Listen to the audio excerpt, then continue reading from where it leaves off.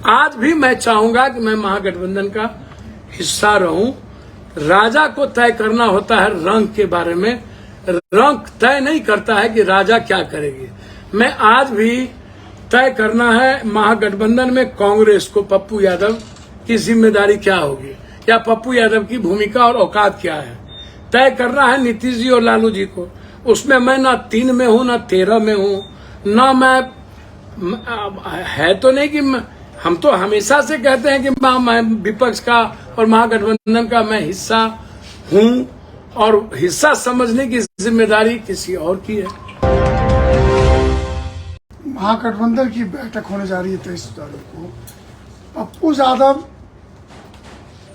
क्या चाहते हैं, उनकी पार्टी लोकसभा में किस रूप से चुनाव लड़ेगी, कौन सा जगह उसके लिए होगा? देखिए, सवाल पप्पू यादव की चिंता मत करिए। मैं 5 साल मेरा रिश्ता बिहार के साथ माँ और बच्चों का और सेवक का रहता है।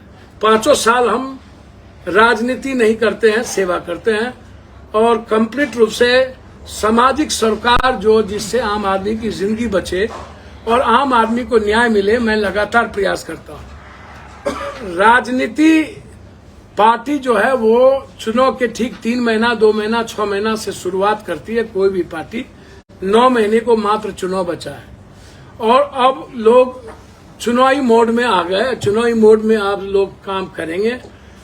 मेरे लिए पर्सनली मैंने पहले भी कहा कि हमारी पार्टी बहुत छोटी है। 2024 पप्पू यादव 1 लड़े या 2 लड़े या 1 लड़े, मेरे लिए सवाल बहुत क्लियर है। मेरी पार्टी किसी भी कीमत पर किसी के साथ मर्ज नहीं करेगी।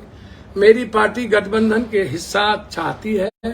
मैं लगातार जब भी अभी नालंदा से लेकर के जहां भी दंगा हुआ, पप्पू यादव वहां सबसे पहले पहुंचे। जब बेटी बचाओ बेटी पढ़ाओ के सवाल पर लड़ाई हुई तो पहला लड़ाई शुरुआत दिल्ली से पप्पू यादव गए, जबकि कोई राजनीतिक व्यक्ति हिस्सा नहीं था। तो मेरा बहुत क्लियर है इस मामले में। विपक्ष पर जब जब हमला हुए हैं और देश के मामले में जब भी कोई सवाल खड़ा करने की बारी आई है, तो कांग्रेस के साथ विपक्ष के रूप में पप्पू यादव हमेशा से नफरत की राजनीति और देश को कमजोर करने वालों के खिलाफ सबसे ज्यादा ट्विटर पर और सबसे ज्यादा आवाज दिया है। मैं महागठबंधन और विपक्ष के सबसे बड़ी भूमिका में, विपक्ष की भूमिका में बिहार में 5 साल रहा हूं।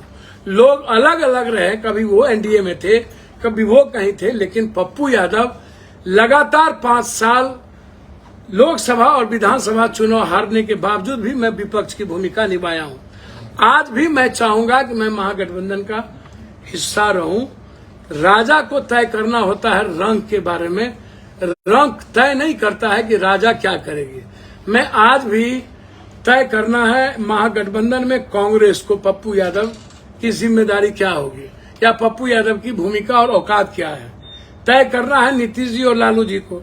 उसमें मैं ना 3 में हूं ना 13 में हूं, ना मैं है तो नहीं कि हम तो हमेशा से कहते हैं कि मैं विपक्ष का और महागठबंधन का मैं हिस्सा हूं, और हिस्सा समझने की जिम्मेदारी किसी और की है।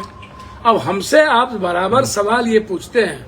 चुनाव लड़ने की जब बात आती है तो मेरे लिए चुनाव का कोई जगह कमी थोड़ी है। 23 तारीख को आमंत्रण आपको मिला है? सर, मैं जब 23 तारीख को बड़ी पार्टी जब सभी लोग वहां पर है, और वो कहती ही है कि मैं पहले भी कहा कि अभी उन्होंने कहा कि छोटी दुकान की क्या, मैं कहता ही हूँ कि भाई यदि छोटी दुकान की जरूरत नहीं है तो पुराने जनता दल को रिफॉर्म करिए। समाजवादी पार्टी, आरजेडी, जदयू, जितने पुराने लोग हैं सब लोग एक होकर के दुनिया को, भारत को मैसेज दीजिए कि हम फिर से एक सशक्त विपक्ष के रूप में और एक होकर के कांग्रेस के साथ मिल करके छोटी छोटी पार्टियां छोड़िए, एक होइए और 2-4 पार्टी एक होकर के पूरे देश में इसको चैलेंज करिए। बीजू जनता दल से भी बातचीत करिए। नवीन तो उस वक्त बीजू दादा भी इसी पार्टी के हिस्सा थे, सबसे आप बात करिए। तो इसीलिए मुझे जो बात आप कह रहे हैं कि आप जा रहे हैं, भैया मैंने पहले भी आपको कहा और मैं आज भी आपसे एक बात कह रहा हूं कि जब इफ्तार पार्टी हो रही थी तो निमंत्रण दिया तो मेरे लिए मुझे खुशी हुई कि महागठबंधन ने हमको निमंत्रण दिया, ये मेरा सम्मान था, उसमें कोई कुछ बोले मुझको उसमें कोई आपत्ति नहीं है। जब मेरी जो भूमिका है वह एक ही लोकसभा की है ना, 2 ही लोकसभा की होगी ना, 3, 4, 5 में थेथरोलॉजी और निर्लसता पार नहीं करता हूं। और मैं बहुत क्लियर हूं कि मैं इस बिहार के सकारात्मक राजनीति का हिस्सा हूं और उसी हिस्से से मैं चलूंगा। चुनाव हमारी पार्टी मजबूती के साथ लड़ेगी और हम आपको भरोसा देते हैं कि आप चिंता न करिए, 2024 में आपको पप्पू यादव सकारात्मक राजनीति का हिस्सा दिखेगा। कितने सीट की मांग रखना? नहीं, कोई मांगता दो सीट। कोई मांग, मैंने कहा मेरी औकात 1 या 2 की है, कोई मांग